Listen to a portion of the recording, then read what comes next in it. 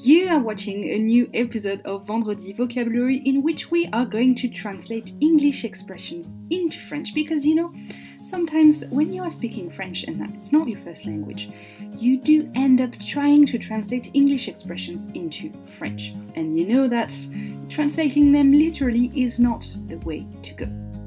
Salut à tous, c'est Marie de Just French It, and today we are going to translate together 5 English expressions into French. Before we dive in, let me tell you a bit about the Roadmap to Fluent French.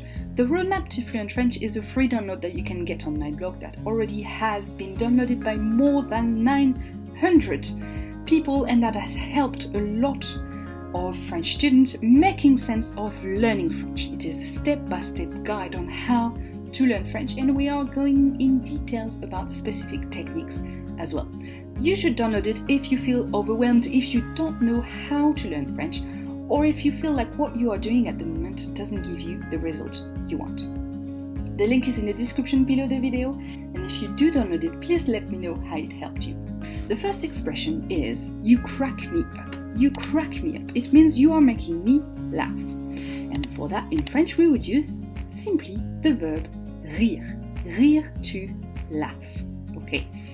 But I'm going to add a little twist and I'm going to add a little word that makes it a bit more like crack me up. Tu me fais trop rire. Tu me fais trop rire. Literally, it means you are making me laugh too much. But you know that in French, trop, which literally means too much, also means very much. Tu me fais trop rire. An alternative to that would be to use the verb that is a bit more casual, that means to laugh as well, and it is the verb marrer. Marrer. Marrer. Se marrer. Tu me fais trop marrer. Tu me fais trop marrer. Simple, right? So, tu me fais trop marrer would be used in a very casual environment, and tu me fais trop rire would be used in a maybe less casual, a bit more neutral kind of situation. The second expression that we are going to see together is this one. You rock. You rock. It means you are amazing. You rock. So, in French, we would use a little word that we saw together in another video, and it is the word génial. I will put the link to this video on the screen. It is another video where we translated English expressions into French. T'es génial. Here, look at my sentence. I put t'es, which means tu es. I put the abbreviated version because it's something you would say in a very, very, very casual situation. Actually, you wouldn't necessarily see it written. T'es génial. But people do not say tu es génial, or very rarely. They say t'es génial. T'es génial. An alternative to that would be to say you are the best. You are the best.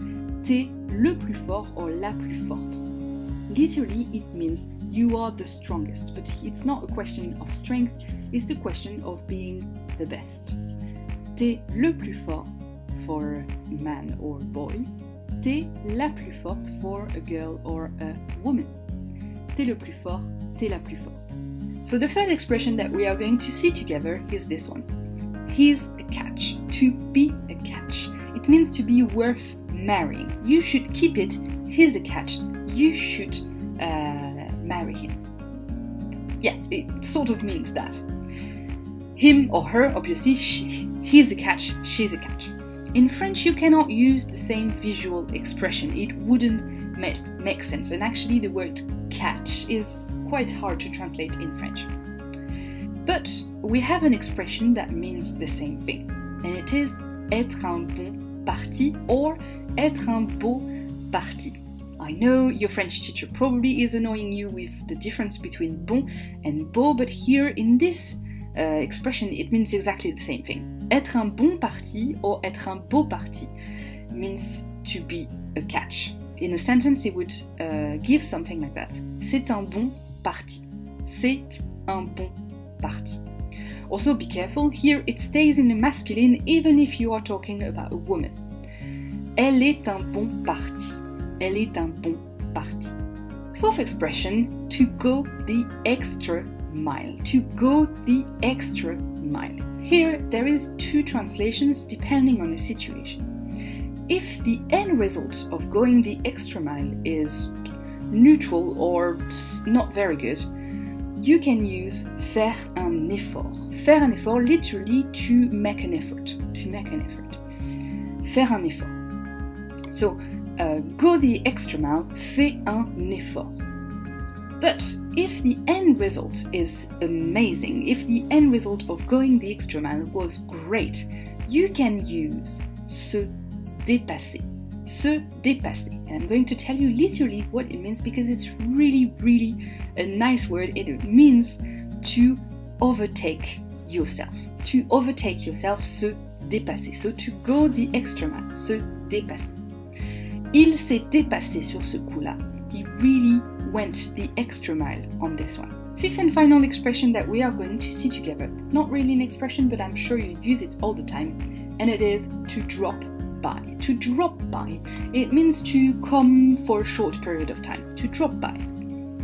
In French, you cannot use the same visual expression either.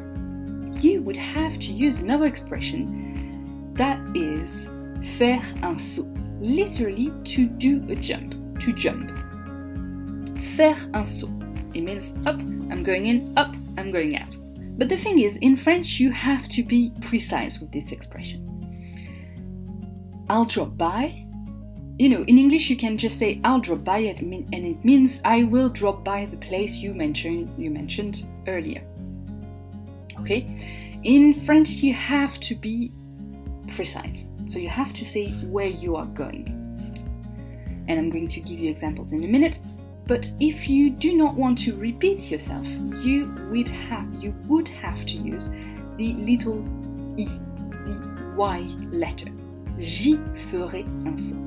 I know it looks complicated, but just remember the expression as a whole. Just remember this sentence. If you do not want to repeat yourself and say, I'll drop by, j'y ferai un saut.